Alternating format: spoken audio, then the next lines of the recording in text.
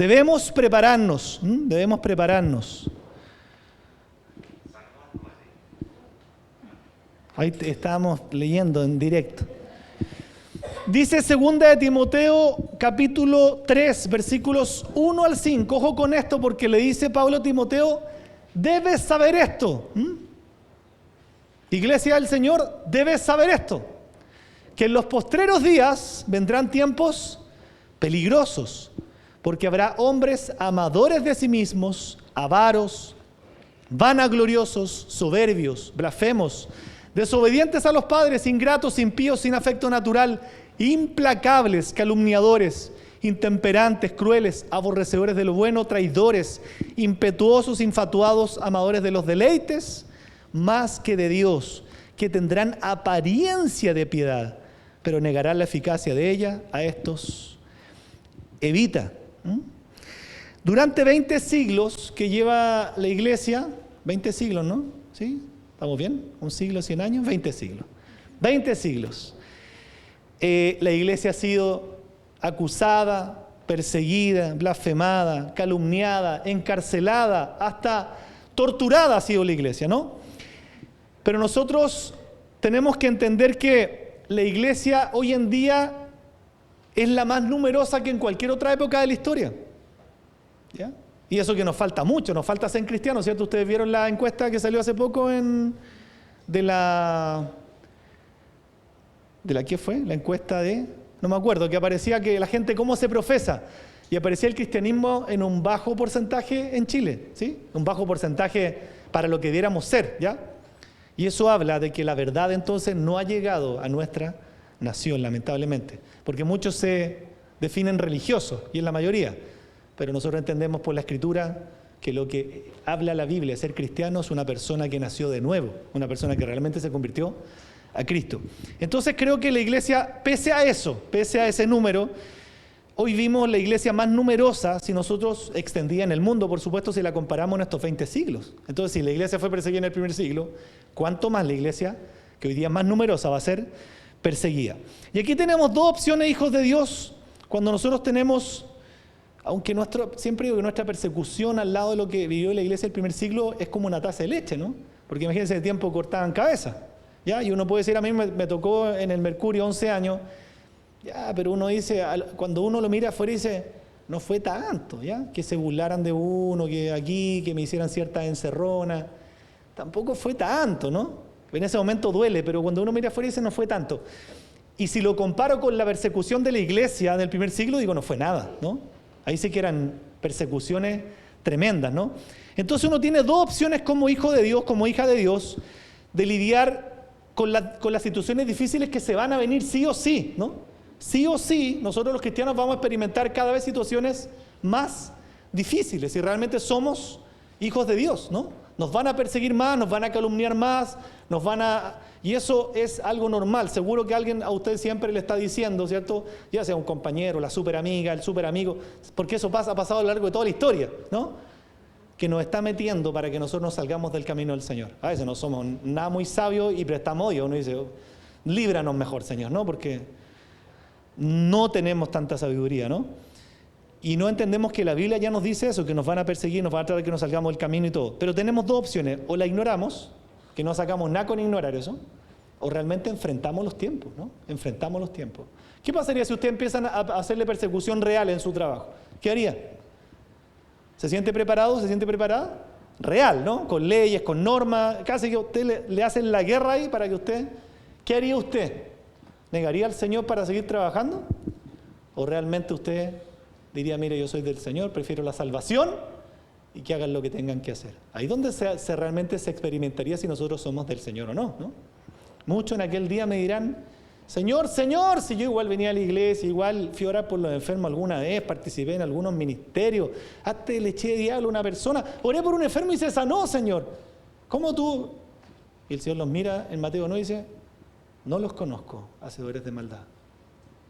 ¿Y por qué? Estoy parafraseando. ¿Y por qué? Si nosotros igual hicimos cosas en tu nombre. Porque ustedes no hicieron la voluntad de mi Padre. Un verdadero cristiano trabaja y lucha por obedecer a su Señor. Frutos de arrepentimiento. No hay otra indicación más importante que esa, ¿no? Entonces, o nos hacemos como que nada pasa, o realmente nos preparamos para pelear la batalla que se viene. Por eso les digo que es importante que Dios permita cosas en nuestro trabajo, conmigo también lo hizo. Porque si Dios no nos prepara en esa lucha, ¿cómo vamos a estar preparados cuando venga realmente una persecución mucho más fuerte, ¿no? Entonces, o nos rendimos al espíritu de la época y nos dejamos guiar por lo que, ¿cierto?, el mundo nos manda, o nos mantenemos fieles al Señor a expensas o aún a precio de ser marginados social y culturalmente. Entonces, necesitamos prepararnos, hijos de Dios, ¿no? Por eso me llamaba la atención el salmo que leíamos, el 42, porque estaba buscando dónde es ese versículo que dice, porque finalmente es una burla para el Señor, ¿no? Y a usted le puede pasar que a usted le digan, o usted piense a veces la misma oración que hacía el salmista, porque muchos me han dicho, ¿dónde está tu Dios? ¿Te han dicho eso, no? Oye, pero si está quedando la escoba en tal país, a ver tú, ¿dónde está tu Dios que no hace nada? Es tan real como lo dice la Biblia. Pero no es que Dios no haga nada, Dios siempre está al control. Entonces, nosotros necesitamos prepararnos para realmente sobrevivir a los tiempos que se avecinan, ¿no? Usted ha escuchado la palabra de los últimos días. Ya, yo esto lo he explicado varias veces, pero siempre es bueno refrescarlo. ¿Usted sabe realmente cuáles son los últimos tiempos, los últimos días? Bíblicamente, porque todos dicen estamos en los últimos tiempos, ¿cierto? O sea, le pregunto, ¿usted cree que estamos en los últimos tiempos? Ya les voy a explicar si bien los últimos tiempos para que nunca más tenga la duda. Los últimos tiempos significa entre la primera venida del Señor y la segunda. Es así de sencillo. ¿Ya? Desde que el Señor vino y concretó su venida, se hizo carne y pagó por los pecados, empezó el tiempo del descuento. Hasta su venida, donde se consuma la historia, ¿cierto? Nos retira y comienza todo el panorama escatológico y se termina todo y empieza el estado eterno, ¿cierto? Pero para que nadie malinterprete eso como que nosotros nomás somos de los últimos días y hace 20 años no. Técnicamente los últimos días cuando se concreta el Señor se encarna, por tanto ya hay un evento que se venía profetizando de cientos de años, ¿cierto? En el Antiguo Testamento, por tanto el día que el Señor viene, comienza el cronómetro a andar hasta su segunda venida. Eso es lo que técnicamente se llaman los últimos tiempos. Por tanto, sí es válido que nosotros digamos, somos los que estamos más cerca del fin, eso sí, ¿ya? Pero tampoco nos podemos poner en esa postura escatológica, ¿cierto?, explosiva, que el año 2000 no, que el Señor viene a fin de año, entonces ustedes saben que dejen todo lo que están haciendo y renuncien a otro trabajo y han quedado todos, ¿cierto?, parados. Hay un pastor que mandó a su gente a matarse, ¿no? Y así hay muchos casos. Entonces, cuidado cuando malentendemos el tema, ¿no? La Biblia es clara en decir que ninguno puede saber ni el día ni la hora, no lo saben ni siquiera los ángeles del cielo, sino solamente el Padre, ¿cierto? Herejía que usted puede escuchar en cualquier lado, porque no prohibimos a nadie escuchar, solo aconsejamos que usted, si no tiene una madurez realmente bíblica, no escuche, porque puede escuchar cualquier cosa, y si usted no tiene un conocimiento bíblico, se puede enredar y se puede engañar, ¿ya? Pero cada uno es libre de hacer lo que quiera. Herejía número 1, cuando a usted le dicen y le están profetizando una venida con fecha. Está pasando mucho en todos lados. Y la gente lo escucha, y la gente lo avala, sabiendo que eso contraviene la Escritura. Espíritu de adivinación que a Dios no le agrada. Entonces, los últimos días, los últimos tiempos, el periodo que comprende entre la venida, la primera y la segunda. Eso es. ¿Nosotros estamos más cerca? Por supuesto que sí, ¿ya? Entonces, le dice, Timoteo, debes saber esto, ¿sí? Cada uno con su nombre. Debes saber esto, que en los postreros días, de los cuales nosotros estamos viviendo, y que comenzaron con la primera venida del Señor, vendrán tiempos peligrosos. Porque habrá hombres, miren las características, amadores de sí mismos, avaros, vanagloriosos, soberbios, blasfemos, desobedientes a los padres, ingratos, impíos, sin afecto natural, implacables, calumniadores, intemperantes, crueles, aborrecedores de lo bueno, traidores, impetuosos, infatuados, amadores de los deleites más que de Dios, que tendrán apariencia de piedad, pero negarán la eficacia de ella. A estos evita. ¿Qué es lo terrible que uno puede decir? ¿Se está viendo esto? Sí, la Biblia no se equivoca, pero ¿sabe lo más terrible? Es que esto se está viendo en la iglesia de Cristo. Y eso es lo terrible, porque nosotros deberíamos ser los raros, los extraños. Y a veces, lamentablemente, en vez de nosotros ser los extraños en el mundo, nosotros nos dejamos permear y parecemos que pasamos piola en el mundo. Y eso habla que nosotros realmente entonces no estamos siendo sal y luz. Nosotros debemos ser los monos raros en cualquier lado. Eso es, ¿sí? Pero esto está pasando lamentablemente en la iglesia. Ha caído el amor, ha decaído el afecto natural, ¿cierto? O sea, las cosas que uno dice antes no eran así. ¿A qué le echamos la culpa al Alejandro? No, yo no tengo la culpa. La culpa la tiene el corazón humano porque el Señor ya dice que estas cosas van a decaer. No es culpa de una iglesia, una institución. El ser humano es el responsable de que el amor caiga. Eso pasa en la familia, en la iglesia, en todos lados. Y eso es terrible. Entonces, ojo porque le dice, debes, Timoteo, Juan, Pedro, cualquier nombre que haya acá, debes saber esto, ¿no? Vamos a ver a la siguiente lámina.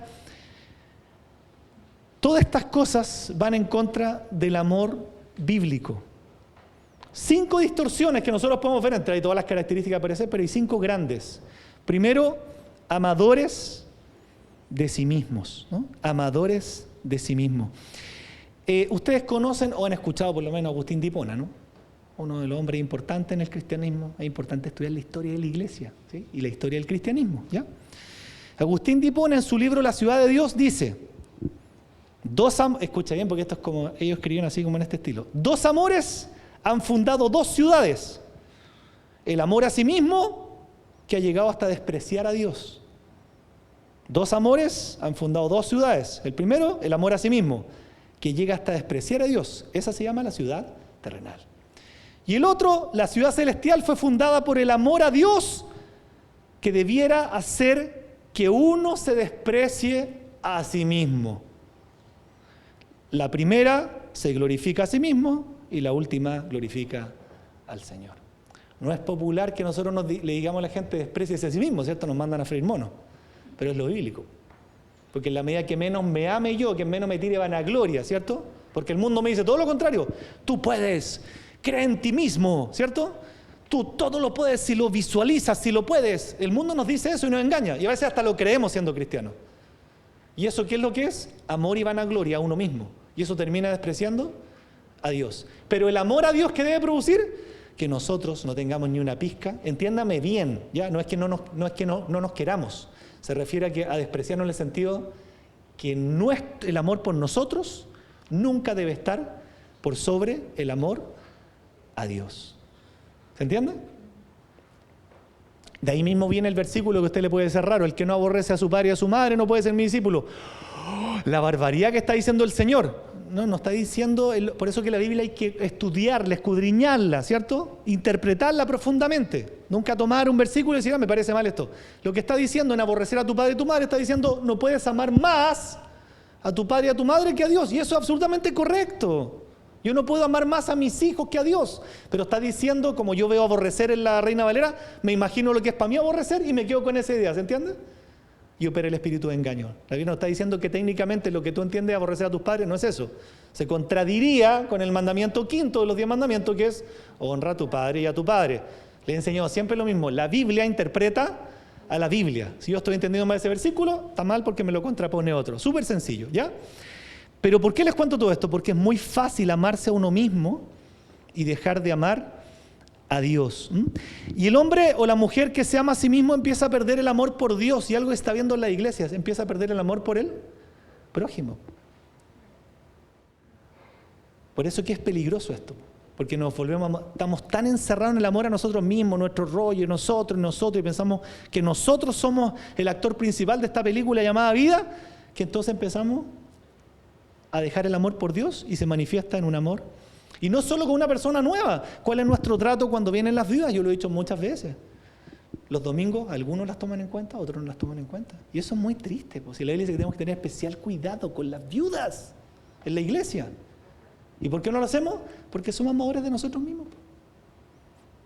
¿Se entiende? Si nosotros no fuéramos tan amadores, por supuesto le daríamos más tiempo a la viuda, al nuevo y todo, pero estamos tan ensimismados en nuestras cosas que no logramos salir de ahí. Pero eso es peligroso porque cuando yo dejo que eso se calce en mi corazón, entonces empiezo a perder el amor por Dios, empiezo a perder el amor por el prójimo, y no solo en la iglesia, empiezo a tener ya una apatía tremenda con mis compañeros de trabajo sabiendo que son incrédulos. Y empiezo ya a menospreciarlos, ¿cierto? Y a que se pudran. Pero eso habla muy mal de mi corazón, porque yo siendo cristiano debería amar al prójimo. Amarás al Señor tu Dios con todo tu ser, resumámoslo. Y el segundo es semejante a este, amarás a tú. ¿Se dan cuenta cómo has perdido el amor? Y uno cómo mira a los compañeros, este aquí, está acá, está aquí. entonces dice, Señor, perdóname, definitivamente he perdido el amor. ¿Qué es lo peligroso de dejar que esto crezca? Que el hombre o la mujer que no ama a Dios pierde el temor por Dios. Ya le da lo mismo desobedecer, le da lo mismo salirse con la suya. Si esto es como en todas las cosas, nada es de golpe. Una cosa lleva a la otra. Y entonces una persona que no teme a Dios ya le da lo mismo las consecuencias que pueda vivir. Entonces, que Dios nos libre, pero el hombre que es amador de sí mismo se vuelve egocéntrico, ¿cierto? Se vuelve hostil, se vuelve a la mentira, ¿no? Después dice, avaros o amantes de su dinero, ¿sí? Que Dios nos libre también, ¿cierto? El dinero es algo que Dios nos da, pero nosotros podemos ser sumamente avaros. ¿Y qué es lo que es ser avaro? Lo mismo, ¿no? Amador del dinero, ¿cierto? Raíz de todos los males, nos dice que es el dinero. El amor al dinero, este no está aquí, pero me lo sé de memoria. Raíz de todos los males es el amor al dinero, el cual, codiciando algunos, se extraviaron de la fe. Cuidado, ¿no? Cuidado. Entonces, hombres amadores de sí mismos, avaros o amantes de su dinero, sin amor. Sin amor. Cuando la Biblia da sin amor, ¿sabe lo que está diciendo? Está diciendo literalmente sin corazón. Sin amor es sin corazón. O sea, hombres que ya no les interesa el amor. No les interesa un hermano en la iglesia. No les interesa. Y yo me confronto con eso. Se los digo sinceramente, porque si no me confronto soy orgulloso. No me interesa un hermano en la iglesia. No me interesa que venga una viuda. No me interesa, tengo cosas más importantes. Eso es alguien sin amor. Es como que me quede sin corazón. Un hombre o una mujer que ya no le interesa pedir perdón cuando se equivoca. No le interesa arrepentirse. No le interesa perdonar. No le interesa hacer las paces. No le interesa. Prefiere vivir en guerra con quien está en guerra y yo vivo mi propia vida. Que Dios nos libre, porque eso es literalmente como que si viviéramos sin corazón. Sin amor, sin corazón, ¿no?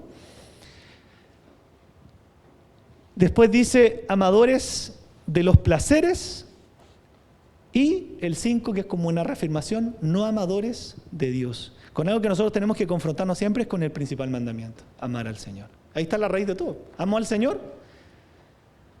¿Y cómo lo amo? Porque si lo amo de una forma emocional no vale, ¿no? No vale. Te amo tanto, Señor. Ya, pero el Señor dice, el que me ama, el que me obedece. Listo. Glorioso Señor que dejó las cosas claras en la palabra, para que nadie diga, yo amo tanto al Señor. ¿Y en qué sería tu amor? No, es que yo lo quiero mucho al Señor. No, pero la Biblia dice que el que me ama, es el que me obedece. Para Él. Si yo obedezco al Señor y lucho por obedecer al Señor, yo le estoy mostrando mi amor. Esas son las condiciones que puso Él y Él es Dios, ¿no? Para nosotros podemos decir que amamos de muchas otras formas. Entonces, hijos de Dios se vuelven hombres calumniadores, intimidantes, salvajes, aborrecedores de lo bueno. Y todo lo que dice ahí, ¿no? Mira, traidores, impetuosos, envanecidos, amadores de los placeres. Uno dice, ¿eso lo estamos viendo en el mundo? Sí, hace rato. Y cada vez peor. Pero el tema es que eso no penetre en la iglesia del Señor, ¿no? Porque es muy triste ver eso entre los suyos. Entonces, ¿qué nosotros tenemos que hacer para sobrevivir? Porque uno dice, me confronto con esto, pero al mismo tiempo hay un lado positivo, que yo debo operar en mi vida, ¿cierto? Siempre en la intimidad con Dios, operar en mi vida para no ser como uno de estos. O la pregunta es, si nos empezaran a perseguir en todos lados, ya hagamos cuenta que las leyes van en una forma mucho más dura que lo que han venido en Chile y nos empiezan a poner leyes en todos lados, ¿cierto? Yo no puedo hablar de Cristo en mi trabajo, no le permito que tengan iglesia abierta. Pongan que nos piensan ¿cómo usted va a reaccionar? ¿Vamos a salir con pancartas? ¿Vamos a gritar? ¿Qué es lo que tendríamos que hacer, les pregunto? ¿Alguien podría aventurar una respuesta? ¿Qué hacemos? ¿Hago valer mis derechos frente a la moneda tocando la olla? ¿Qué hago? Ya, para seguir haciendo la obra, pero ¿cómo enfrento este mal? ¿Cómo enfrento al que seguramente me van a pegar, ¿no? Así como le pegaron a Pancho Rego el otro día por tener una tendencia política, el día de mañana si estoy cristiano, se baja alguien del auto y me va a forrar, lo mismo. ¿Qué hago yo? Bueno, no ha pasado más o menos, ¿no? Nos hemos llevado unos garabatos tremendos por evangelizar, pero digo, estamos lejos de la persecución todavía. ¿Qué haríamos? Entonces, aquí tenemos un pasaje muy bonito en la siguiente lámina, que es 2 Timoteo. El mismo Pablo a Timoteo en el 2:24-26 le dice, En este caso era para Timoteo, que Timoteo era un pastor de iglesia, pero siempre la Biblia es aplicable a todo cristiano, ¿se entiende? El consejo era Timoteo, ¿cierto? Porque habla del siervo del Señor, pero la Biblia también dice que nosotros en el Señor somos sus siervos, ¿ya? No solo los pastores. Porque el siervo del Señor no debe ser, o sea, el cristiano o la cristiana no es peleón. Perdón, el chileno, peleador, ¿no? Es que lo entendemos mejor en chileno, ¿cierto? No es peleón. El cristiano no es peleón, la cristiana no es peleadora. Sino amable para con todos, apto para enseñar, sufrido, que con mansedumbre corrija a los que se oponen, pero aquí viene algo que es tremendo. Dice, por si quizás Dios les conceda que se arrepientan para conocer la verdad y escapen del lazo del diablo en que están cautivos a la voluntad de Él. Tremendo versículo. El siervo, la sierva del Señor, ¿no? Es un genérico, no debe ser contencioso. Yo soy peleador, ¿ya? Siempre les dije que aquí tenemos que actuar en transparencia. Si el Señor nos va a bendecir, en transparencia. Nada de pararse aquí como los fariseos, yo soy pacífico, ustedes son contenciosos. No, yo soy peleador. Gracias, Señor. Pero he ido cambiando, ¿ya? No debemos ser peleadores, ¿cierto? Yo ya no le grito a la gente el auto, antes le gritaba a la gente el auto. Amable para con todos, qué importante. Amable no solo con mi hermano en la iglesia, amable con el chofer, amable cuando me subo el Señor me ha enseñado, me subo a la micro, buenas tardes, ¿cierto? Sea un hombre o una mujer que maneja, ¿cómo está? Buenas tardes, me subo. Amable para con todos. He aprendido en el Señor, ojo, ¿ya? Apto para enseñar. Sufrido. Tengo que aprender a ser siervo de Dios sufrido, po. Sufrido. A nadie le gusta sufrir, pero recuerden, bienaventurados aquellos que realmente lloran. ¿Qué es lo que era? Aquellos que realmente se compungen por su propio pecado, que son sufridos en el Señor, ¿ya? No es que yo soy pobrecito en la vida y eso están sufridos. No, sufrido a causa de que yo haga las cosas de Dios. Ojo, aquí hay algo tremendo, que con mansedumbre corrija. Por eso que siempre cualquier cosa tiene que ser con mansedumbre. Mira, hermano, tal cosa. Hay gente que igual se enoja, aunque sea con mansedumbre, ya una cuestión. Oye, ¿por qué no has venido? ¿Quién eres tú para...? Chuta, Señor. Yo no sé cómo hacerlo ya, no sé. Pero tengo que seguir haciéndolo porque es mi labor, ¿se entiende? Y la suya también, ¿no? Que le diga a alguien, ¿por qué no ha venido? Y si el otro se enoja, mire, sabe que déjelo porque usted está haciendo lo que dice la Biblia. Pero mire qué tremendo. Que con mansedumbre corrija a los que se oponen. Por si Dios quizá les concede arrepentimiento. Para que conozcan la verdad. ¿Y qué es lo terrible? Que los que se oponen, ¿en qué están entonces? ¿Por qué se oponen? Porque están en el lazo del diablo. Es terrible lo que está diciendo. O sea, los que se oponen a la verdad de la Biblia, finalmente lo que está diciendo es que ellos están cautivos del lazo del diablo y están haciendo literalmente la voluntad de Satanás. Por eso que tenemos que tener cuidado a cuando nosotros vamos contra la Escritura. ¿Ya? Y en esto soy enfático porque he escuchado hasta cristianos decir, es que yo aprendí tal cosa en mi iglesia. Lo siento, nadie está por sobre la Biblia. Pero ¿qué es lo peligroso? Que uno dice, aprendí esto, no sé, hace 20 años y esa es la verdad. No, esa no es la verdad. Cuidado, ese puede ser un engaño del diablo. La verdad está aquí. Si a ti te dicen algo o tú profesas algo y eso no está en la Biblia, yo estoy actuando en un literal, herejía. Tú y yo no estamos exentos de caer. Por eso que yo siempre le animo a qué, al revés de la secta, estudie la Biblia. Las iglesias sectarias nunca les van a animar en la Biblia. ¿Por qué? Porque va a ser descubierta la verdad. Si es fácil, escuchen solamente el ungido. No, lean la Biblia, por favor, ¿sí? Y aún pónganme en duda que lo que yo prediqué está en la Biblia. Por el bien suyo y el mío. Pero qué terrible. O sea, yo, usted, todos tenemos que corregir con mansedumbre a los que se oponen. A los que se oponen a la verdad, por si Dios les concede arrepentimiento. Pero ¿qué está iluminando? Que la gente que se opone a la verdad, y ojo, no estamos exentos dentro de la iglesia que alguien se oponga a la verdad, están literalmente amarrados al lazo del diablo y haciendo la voluntad de él. Entonces, hijos de Dios, tenemos que ser amables, con todos, ¿no? Amables. Lamentablemente, si alguien nos tira un garabato, tenemos que responder de una forma bíblica, ¿no? Creo que Jesucristo cuando lo insultaban, dice que el Señor no respondía palabra alguna. No es algo fácil, pero debe ser nuestro actuar. ¿Te imaginas un cristiano tirando un garabato de vuelta? Lo hemos visto. ¿Ah? Lo hemos visto. ¿No? Y hemos visto en las noticias cristianos que han salido de la iglesia a pegar combo otro. Y dice, Señor, yo me escondo porque esto nos deshonra a todos. ¿Ah? Aquí, allá, acá, en la Alameda, en todos lados. Y dice, Señor, parecen verdaderos matones. ¡Qué vergüenza! Pero no estamos exentos de terminar de esa manera, ¿cierto? Yo a veces le contesto mal a alguien en el supermercado y cosas y digo, Señor, y si hubiese una cámara aquí y me grabaran y lo dieran para todo Chile, ¡qué vergüenza! ¿Cierto? Tengo que, Espíritu Santo, contrólame, ¿cierto? Contrólame. El siervo del Señor debe ser sufrido. ¿En qué sentido? Debemos aprender a soportar el mal que el mundo nos va a hacer. La persecución, tenemos que aprender a soportar que en nuestro trabajo... A mí, ¿qué no me dijeron? Les cuento, en 11 años, el canuto, el tontorrón, Pero hoy día lo miro y ¿sabes qué? En ese momento me afectaba porque yo era más chico, ¿no? Entré al diario a los 21 años, era un niño. Pero lo miro hoy día y digo, me daría risa que me dijeran eso hoy día, porque el Señor nos va madurando, el Señor nos va forjando. Antes me afectaba mucho, hoy día me da lo mismo, ¿sí? Decía mi esposa el otro día, estamos evangelizando en Plaza Gaña.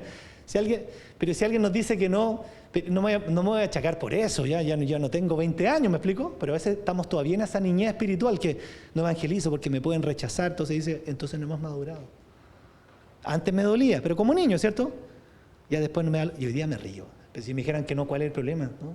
¿Cuánta gente llama a usted, a mí, ¿cierto? Y uno le dice, no me llames más.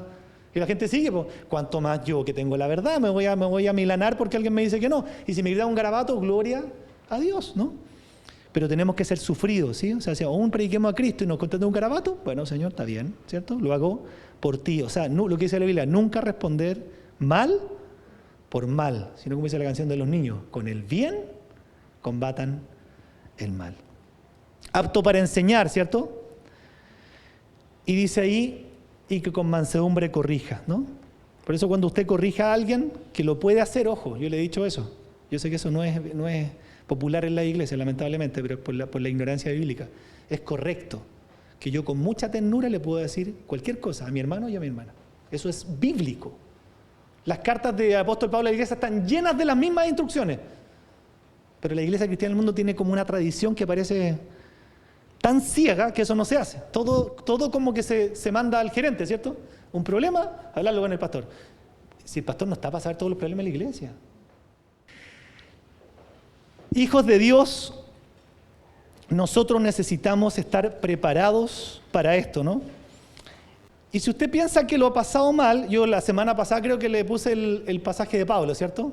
Porque a veces somos así, como que no estamos contentos con la vida. A mí también me pasa, tranquilo, ¿ya? A mí también me pasa, ¿ya? Que a veces digo, Señor, ¿por qué no estoy contento? Qué mal agradecido soy, me has dado todo, ¿ya? Todo. Ya bueno, me faltan 1000 cosas, pero ¿se entiende? Pero que mi corazón no está ahí, o sea que a veces los anhelos de uno son tan ridículos, perdóneme, pero es como que uno piensa que cuando tenga esto voy a ser feliz. No, la felicidad no está aquí, ¿no? Y le puse un pasaje, ¿se acuerda del apóstol Pablo? Pasó 2 naufragios, que uno mira eso y uno dice, bueno, si eso no me cambia mi corazón, nada lo va a cambiar, porque si no lo cambia la palabra es imposible. Pero hay otro pasaje del apóstol Pablo, que es el siguiente, que él también habla como del día a día, ¿ya? Y le cuenta a los corintios, les dice, hasta esta hora padecemos hambre. ¿Alguien aquí ha pasado hambre? Pero seamos sinceros, ¿ha pasado hambre? No, el apóstol Pablo pasó hambre. Gracias, Señor, porque ¿saben qué? Esta pura palabra literalmente quiebra el evangelio de la prosperidad. Y eso a mí me agrada. Porque la gente está obnubilada en el mundo con el evangelio de la prosperidad. Eso lo quiebra. ¿Qué parte de la Biblia? El mismo apóstol Pablo está diciendo que él pasó hambre. ¿En qué parte de la Biblia dice que si tú das vas a ser millonario? El apóstol Pablo fue un hombre fiel y pasó hambre.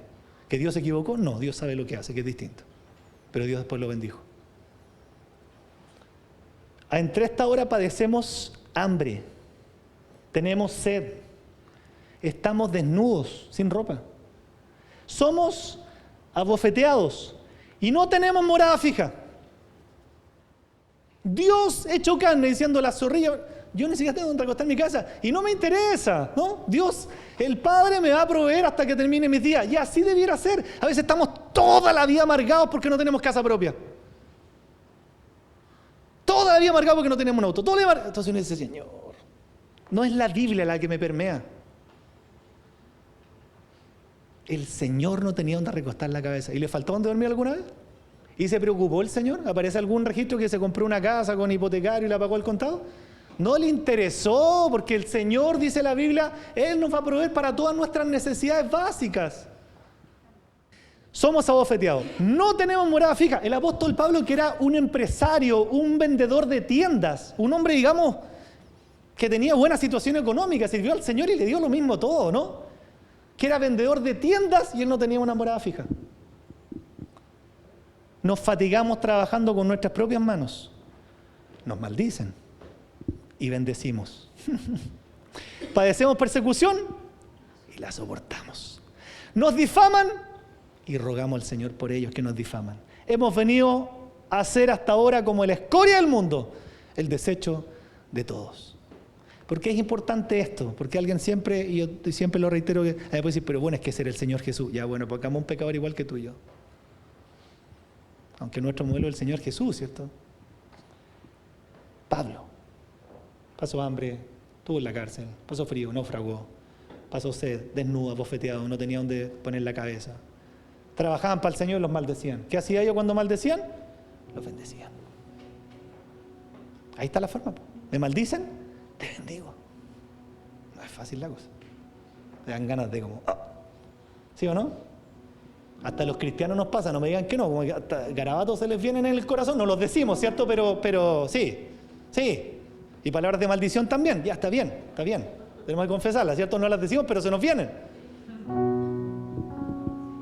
Padecemos persecución y la soportamos. ¿Alguien está padeciendo persecución aquí que en el trabajo le dicen canuta, le hacen la guerra? Sopórtela. Yo también la soporté. Y siendo súper joven, que quizás es más difícil porque uno está nuevo y ya más viejo cuesta menos. Ya. Nos difaman y rogamos. Nos van a difamar a todos y principalmente a los pastores. Oro por ellos. Hemos venido a ser, mira esto es lo tremendo, eso debiéramos ser al final, para el mundo. Hemos venido a ser hasta ahora como la escoria del mundo, que nos miren como lo más horroroso, lo más terrible que hay en el mundo. El desecho de todos. Entonces, hijos de Dios, si nosotros queremos vivir piadosamente, yo no le puedo mentir a la iglesia. Lamentablemente en muchos lugares se miente con la prosperidad, con el éxito, con el... ¿Sabe lo que realmente nosotros vamos a experimentar de que hasta que venga el Señor? Una sola cosa. Y eso es Biblia. Sufrimiento. Pero son esos los que se van a salvar. Sufrimiento. Porque a medida que se acerca el Señor, ¿a quiénes van a atacar? A los que se salvan. A los salvos. Si a nosotros nos tienen que hacer la guerra. Entonces, más bien nos toca decir la verdad, pero también decir que el sufrimiento tampoco es que nos tiremos al suelo, ¿cierto? No. Es decir, preparémonos. ¿Qué hace usted y yo cuando sabemos cómo están las situaciones, ¿cierto? De robos, de violencia? ¿Qué hacemos? Nos preparamos, ¿cierto? A lo mejor ponemos doble llave, le ponemos una rejita afuera, está bien, y confiamos en el Señor, nos preparamos. Acá es lo mismo. Vamos a sufrir, nos van a perseguir en la verdad. Y es la verdad que se irá a predicar en todo lugar. La iglesia del Señor va a sufrir.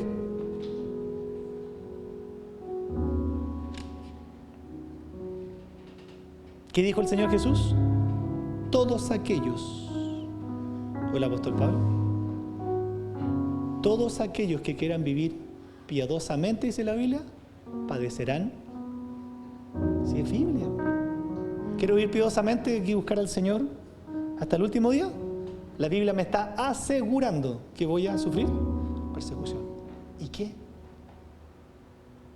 ¿Dónde está Pablo hoy día?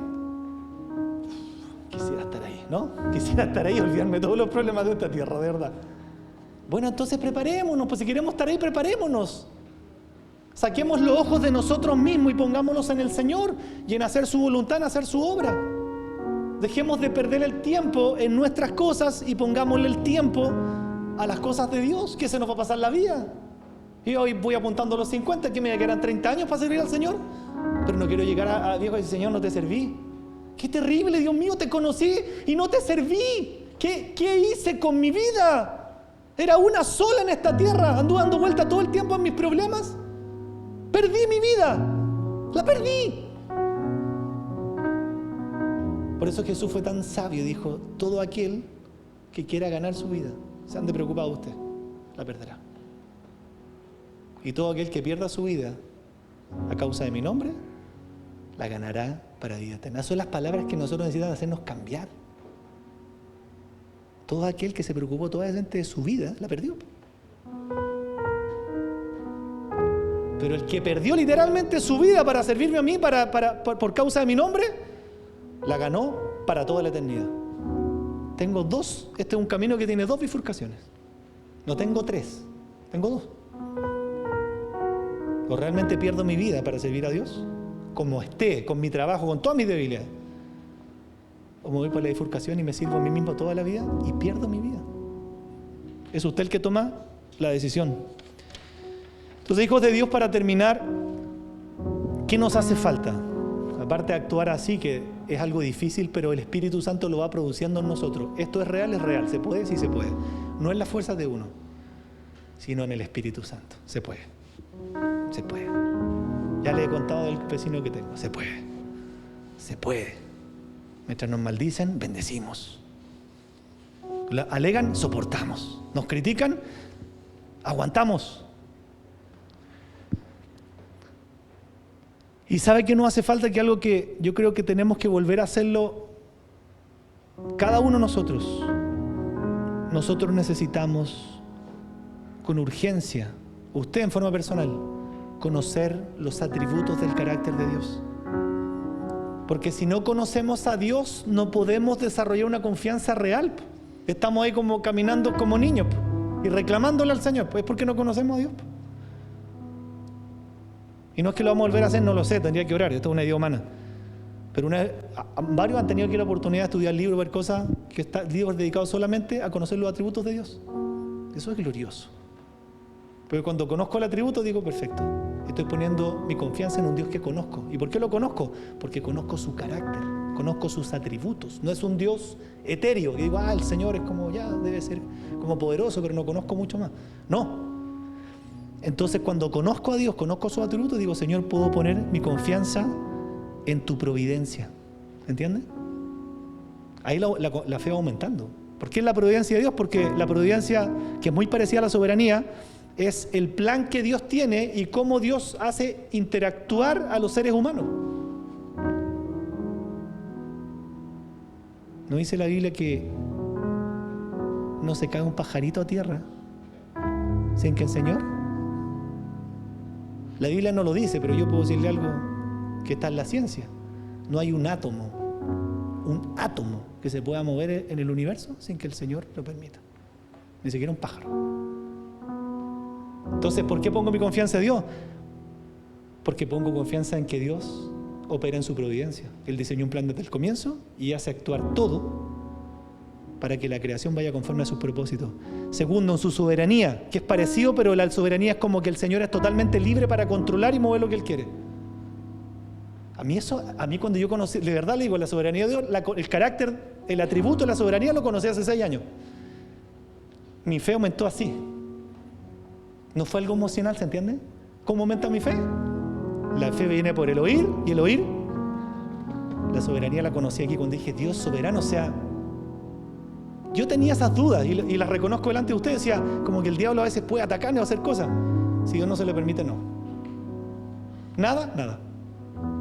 Y dije, wow, ¿por qué ando siempre tanto miedo por acá y tan poca confianza por acá? ¿Cuál fue el dejo de enfoque? No ignora la maquinación del diablo, pero mi corazón se volvió a la confianza a Dios. Hacía más oraciones contra el diablo que oraciones a Dios, estaba clarito. ¿No se da cuenta que usted a veces puede, y yo también ponía eso, ¿no? Pone el diablo al nivel de Dios?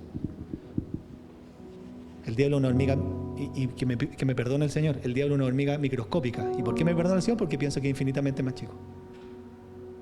Y ese es el problema cuando no tenemos una teología correcta. El diablo no es nada delante de Dios. ¿Es más poderoso que nosotros? Sí. Pero no existe al lado del Señor. Por tanto, cuando comprendo la soberanía, digo, nada de lo que me pueda pasar, nada, es si Dios así lo permite. Y si no tengo algo, es porque Dios lo sabe. Y si no ha pasado algo, es porque Dios lo sabe. Y si me chocaron el auto, me caí y me pegué en la casa, es porque Dios así lo permitió. ¿Cuál es el problema? ¿Quién está controlando hasta la sangre que está cayendo de mi cabeza en ese accidente? Dios. Gota por gota, el Señor sabe si quiere detener o no detener eso. ¿No nos trae confianza eso? Qué distinto, ¿no? Es poner la confianza al aire y decir, no, yo confío en Dios. No, ¿pero en qué? En que Dios es soberano. Me puedo caer el día de mañana haciendo deporte, pero Dios controla todo lo que se rompió en mi cuerpo. Todo. Y si Él quiere y si Él no quiere. Eso me trae mucha confianza. Y eso no me lleva a ser irresponsable, ojo. Tengo que ser responsable y diligente porque me corresponde. Pero me lleva a confiar en que ya no dependo algo de la suerte, que el diablo quiera hacer algo. Yo no... Señor, la guerra espiritual se resume en Santiago 4:7. Sometámonos a Dios y resistamos al diablo y el diablo tiene que huir. Esa es toda la guerra espiritual. Es una lucha de la verdad contra la mentira en mi mente. ¿Y cómo la combato? Estando sometido a Dios. ¿Que el diablo nos ataca? Absolutamente. ¿Que el diablo nos quiere destruir? Sí. ¿Que el diablo consigue sus propósitos? Sí. Pero el diablo consigue sus propósitos porque yo no estoy sometido a Dios, porque no estoy sometido a la obediencia de su palabra. Por tanto, yo mismo le estoy dando la libertad de que el diablo literalmente me destroce. Confío en su misericordia. ¿No es misericordioso el Señor? Señor, si me juzgara conforme a mi pecado todos los días, yo debería estar exterminado hace rato, como pastor también. Totalmente desahuciado. Todos los días, dice la Biblia, sus misericordias se renuevan. Señor, le embarré. Aquí le invito, confiese todos los días. Eso es un cristiano, una cristiana que quiere buscar al Señor todos los días. No lo otro, Señor, te confieso esto, mi maldad, mi ganas de no buscarte, no leo la Biblia. A veces veo una película y no leo la Biblia, después digo que no tengo tiempo, me engaño, ya, pero te lo confieso y cambio, se acabó. ¿Para qué voy a seguir culpándome, no? Cambio. Confío en su fidelidad. Como yo sea, la Biblia dice que Dios no puede dejar de ser fiel. Uy, eso me trae más confianza. Aunque yo fuera un bodrio como cristiano. Y eso no es un aliento para que siga siendo un bodrio, sino para cambiar. Pero aunque yo fuera un bodrio, Dios sigue siendo fiel conmigo porque Él no puede dejar de ser fiel. Yo sí. Eso es una fe real. Aunque fuéramos infieles, Él continúa siendo fiel, ¿ya? Pero no hagan lo que en algún libro se escribió, que una persona decía, entonces a lo mismo que sea infiel porque el Señor sigue siendo fiel. No, está diciendo que aún yo sea infiel y experimente las consecuencias, el Señor no puede ser infiel. No está diciendo que, ¿se entiende? Es súper fácil malinterpretar. No importa que puedo ser infiel, total el Señor igual es fiel. No, va a terminar el infierno porque una persona cristiana no puede pensar así. Y confío en su gracia. Todo lo que usted tiene, piensa en eso por favor. Todo lo que usted tiene hoy día es inmensamente superior a lo que usted merece. Entonces, si usted no valora eso, decir, Señor, ahí está mi trabajo en el corazón, estoy muy mal, estoy mal. Si yo no miro mi vida y digo, Señor, todo lo que tengo, todo, es absolutamente inmerecido. Voy a ser más bíblico, creo que me equivoqué. No es más que lo que usted merece, es completamente opuesto a lo que usted merece. Eso dice la Biblia. No es más que lo que usted merece, es lo que usted no merece, la gracia. Todo lo que usted y yo tenemos es algo que no merecemos ni un centímetro. Y entonces cuando yo confío en la gracia digo, Señor, si toda la vida me has sostenido. Señor, no he pasado lo del apóstol Pablo y soy mal agradecido. No he pasado, sí, he estado cerca a pasar hambre, he estado cerca a pasar sed. He sido bofeteado, no tengo morada fija, no, a lo mejor no he naufragado. Y aún Pablo, que pasó todas esas cosas, para Pablo era la gracia de Dios. Y por eso este mismo personaje, el que dice, aprendí a contentarme, él, no otro, cualquiera sea mi circunstancia, porque pasó las de Kiko y Caco. Tenía autoridad para decir eso. Yo no he pasado ni un centímetro, entonces más bien veo esto y digo, Señor, soy súper mal agradecido. Yo, súper, me pasé. Horroroso mi corazón. No he pasado nada y no te agradezco que me lo da absolutamente todo. Voy a empezar a confiar en tu gracia, que tú me vas a sostener cualquiera sea la situación. Hijos de Dios, para que oremos, yo creo que todos se conocen el Salmo 23, ¿no? Jehová mi pastor, nada me faltará, ¿cierto? Pero ¿saben qué nos falta? Esto es igual que los niños que recitan, ¿no? Y la gente que lo canta en los funerales y todo. Jehová es mi pastor, nada me faltará, ¿cierto? Pero ¿sabe cuál es el problema que tenemos nosotros, y me incluyo? Que no conocemos a ese pastor. ¿Y cómo lo evidenciamos? Porque estamos todo el día reclamando, no buscando al Señor, no agradeciendo, no sintiéndonos contentos. Este fue el mismo pecador que dijo, aprendí a contentarme. Y lo pasó mal. Este fue el mismo pecador que desde la cárcel desde la cárcel, encerrado injustamente, escribe la carta a los filipenses que llamaba la carta del gozo. Un pecador igual que tú, igual que yo, que fue formado, que entendió lo que Cristo estaba haciendo en su vida mientras lo pasaba mal. Por supuesto que tiene una posición hermosa en el cielo, ¿no? Más bíblico, debe tener muchas coronas el apóstol Pablo, ¿no? Jehová mi pastor, nada me faltará, pero no conocemos muchas veces a ese pastor. Si usted lo hace o no lo hace, es la libertad del Señor. Yo lo animo a que usted estudie los atributos de Dios, porque eso es lo que le va a trasuntar en una fe real.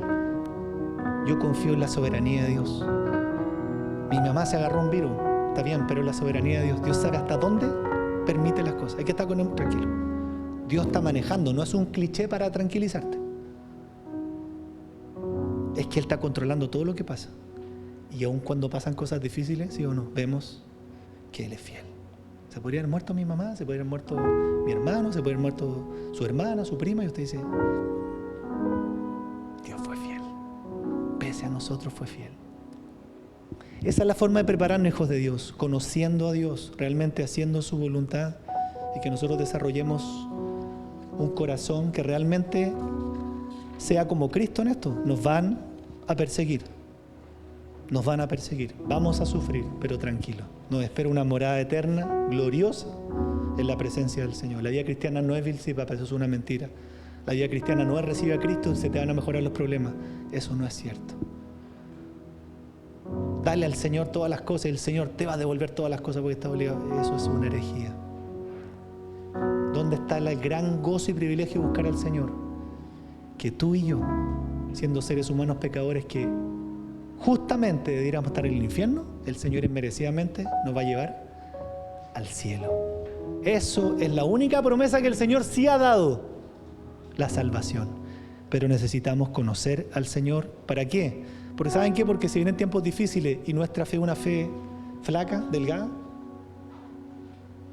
es una responsabilidad absolutamente personal. Quiere decir que mi fe está mal. ¿Por qué? Porque no he conocido al Señor. Y ahí están mis tiempos de leer la Biblia, estudiar su carácter, sus atributos, por qué Dios es así, por qué Dios nunca falla, por qué Dios es fiel, porque Él tiene una providencia, porque Él tiene todo escrito. Señor, que yo, no hay nada a la suerte, nada. A veces pareciera como que las cosas salieron de control, pero no para Él. Y que tanto día se habla del diablo, está bien, todo lo bíblico lo aceptamos. Pero nosotros no podemos estar más preocupados del diablo que de una devoción a Dios. Tiene que ser la misma proporcionalidad que la Biblia le da a Dios y al diablo, la que nosotros debemos llevar a cabo en nuestra mente y en nuestro corazón, la misma. Léase los salmos, si es que hay un versículo dedicado a Satanás. Los hay, no estoy diciendo que no lo hay, ¿me entienden? Pero en su justa medida. Parece que los cristianos vivimos más aterrorizados por las cosas en vez de vivir más confiados delante de un Dios que es gigante, excelso, majestuoso. Eso honra a Dios, lo otro no. Mateo 6 dice eso, ¿no? Ustedes viven como los gentiles. Biblia. Andan preocupados de que les va a faltar, de qué comer, de esta cuestión, de asegurarse con esto y con esto otro. Miren las aves del cielo, dice el Señor. ¿No tienen esto que tienen ustedes? ¿Y les falta comida? No. Miren los lirios del campo, ni Salomón hizo unos tan bonitos. ¿Quién los maneja? Yo. Pero ustedes están preocupados qué comer, qué vestir, que no. Lo dice el propio Señor en Mateo 6. Dice, no me gusta que vivan así porque así viven los gentiles, los que no conocen a Dios. Y ese es el gran problema de la iglesia de hoy. No conoce a su Dios. No conoce a su Dios. Necesitamos urgentemente conocerlo porque es la única forma que nosotros tengamos una fe gruesa, sólida, cuando realmente nos persigan. Cuando realmente tengamos que sufrir. ¿Qué se va a probar? Nuestra fe, no otra cosa. Si yo no conocí a Dios, no puedo tener una fe en alguien que no conozco. Si yo me dedico a conocer a Dios en mi vida y a seguirle, mi fe va a estar conforme al tiempo que yo invertí en conocer en aquel en que digo confiar. Este mismo hombre dijo, yo sé muy bien en quién he confiado. Padre, muchas gracias por este tiempo.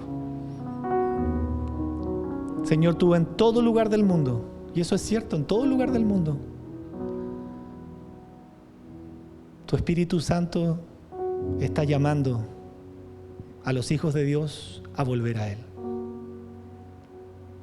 Ese es el verdadero Espíritu Santo que habla al corazón de los hijos de Dios. En todo lugar del mundo tú le estás diciendo a los que son tuyos que vuelvan a ti. Porque tú necesitas prepararnos. Tú necesitas, Señor, formarnos. A veces no tenemos el carácter formado, no estaríamos preparados para tu venida. El apóstol Pablo formó el carácter, por eso puede escribir todas estas cosas, genuinamente. Es un pecador igual que tú y que yo. Un hombre muy sencillo, que tenía unas tiendas, era un empresario de la época, sirvió al Señor. Y no te olvides que este mismo apóstol era un verdadero delincuente antes de conocer a Dios. Hubo un antes y un después, cuando en Hechos capítulo 9, Saulo va camino a Damasco y se encuentra personalmente con el Señor. Eso es lo que debe suceder en todo cristiano y cristiana. Un día nos encontramos contigo y nuestra vida cambió. Quizás no fue tan rápido como el apóstol Pablo, pero cambió.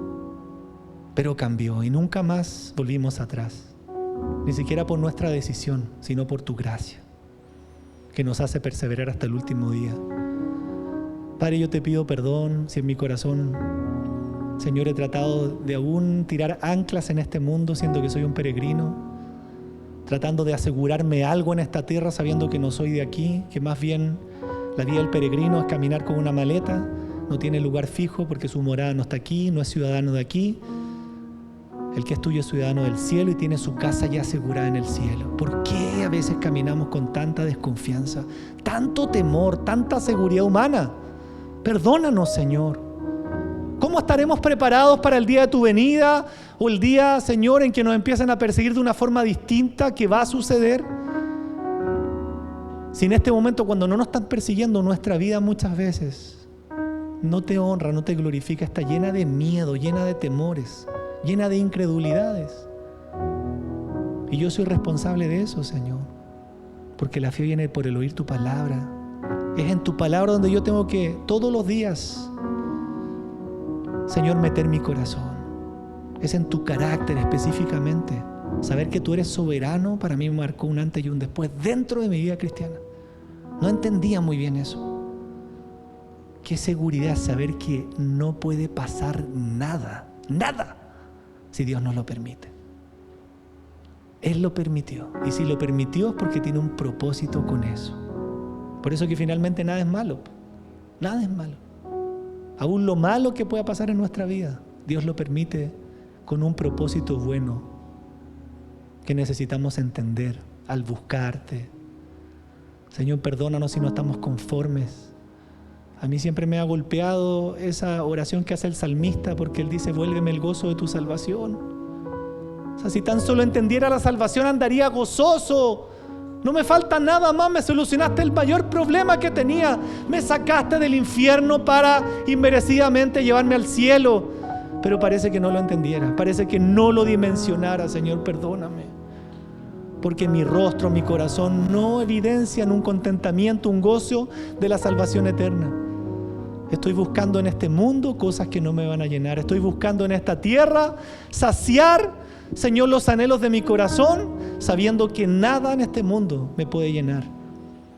Yo te pido que prepares a nuestra iglesia. Prepara a nuestros hijos para sufrir. Prepara a nuestra iglesia para sufrir. Prepara a los cristianos en el mundo para sufrir. Porque en el primer siglo los cristianos sufrieron. Los apóstoles terminaron de una forma horrible, pero eso fue en lo humano. En lo espiritual están en la presencia de Dios de una forma honrosa. Prepáranos, Señor, porque sin fe es imposible agradarte, dice tu palabra. ¿Cómo reaccionaremos, Señor, cuando vengan las verdaderas persecuciones, las verdaderas afrentas, las calumnias? Cuando haya miles de leyes que vayan contra nosotros, nos quieran hacer literalmente desaparecer. Señor, si no nos dejamos formar hoy día, ¿cómo aguantaremos el día de mañana un escenario tan adverso? Habla al corazón de tus hijos, Señor. Gracias porque aquí hay vidas que son tremendamente valiosas para ti. Tú eres valioso para el Señor. Tú eres valiosa para el Señor. No te menosprecies, no te mires en menos. El Señor Jesús pagó sangre en la cruz por tu vida. ¿No eres valioso? ¿No eres valiosa? Perdónanos porque a veces caminamos como huérfanos, Señor, y no entendemos el valor y la identidad que tú nos has dado a través de esa gloriosa cruz. No nos está honrando un presidente, no nos está honrando un jefe. El Dios de la gloria nos creó y nos llamó y pagó sangre por nosotros, pagó con su propia vida. Si entendemos eso, nunca más vamos a vivir para nosotros. Si entendemos eso, vamos a comenzar a vivir para aquel que nos amó primero. Y ahí está el secreto de todo. Revélale la identidad a cada uno, que son hijos tuyos, hijas tuyas, muy amados. Muy amados. Aunque el mundo nos haya rechazado, para ti somos amados, somos aceptos en el amado. Cuando uno empieza a aceptarse, uno empieza a amar a Dios.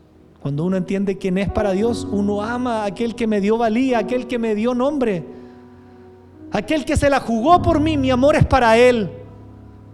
Aquel que lo dio todo por mí, porque nadie en esta vida lo puede dar todo por otro ser humano. Todos fallamos. A ese le debo mi amor. Y cuando realmente amo a Dios, yo no soy entonces un idólatra de mi propia vida para amarme más a mí, mis proyectos, mis planes que a Dios. Es algo lineal. Amo a Dios y por tanto Él está primero. Él es el dueño de mi vida. Ayúdanos, Señor, a prepararnos en todo lugar. Señora, hay cristianos que a esta hora nosotros no sabemos porque somos carentes de amor, y me incluyo. A esta hora hay cristianos que están siendo decapitados en otros lugares del mundo. Toda la semana me llegan noticias de las estadísticas en países donde están siendo asesinados literalmente cristianos, pastores, familias, sus hijos. Tenemos que reconocer que no es que no sepamos, Señor, es que no nos interesa. Porque estamos tan preocupados de nuestra vida. Es tanto el egoísmo, Señor. Es tanto el egocentrismo que no puedo salir de ahí y ver que otros que no tienen nada al lado mío están dando su vida por Cristo. Y yo estoy enterrado, Señor, en mis cosas. Yo no quiero ser así, Señor, porque tú no fuiste egoísta. Tú fuiste generoso. Tú te preocupaste de los demás, no de ti mismo. No escatimaste el ser igual a Dios como cosa que aferrarte. Lo diste todo por los demás. Y tú quieres que nosotros vivamos así, Señor. Te alabamos, te entregamos este tiempo y pedimos que tu presencia, Espíritu Santo, tu Espíritu de Dios que habitas ya en cada corazón, tú nos transformes, Señor. Tú nos transformes, Señor. No nos queda mucho de vida y eso no es algo alarmista, algo real. No nos queda mucho de vista, Señor. No somos niños de 10 años. No nos queda mucho de vida. Pueden ser 10, 20, 30 años, no lo sé. 40, en el mejor de los casos. Yo te pido, por favor, que ninguno en este lugar, ni los que están escuchando, Señor, desprecien su vida. Malgasten la vida. La pasada por este mundo es una sola y luego viene el juicio. Y si tú nos llamaste, es para sentirnos honrados de que nos llamaste. Y entonces para poder servirte con todo lo que tenemos, con todas nuestras debilidades, y amarte con todo el corazón. Porque tú eres mi Dios. Nadie más, Señor. Para ti la gloria y la honra, precioso Señor, en el nombre de Jesús.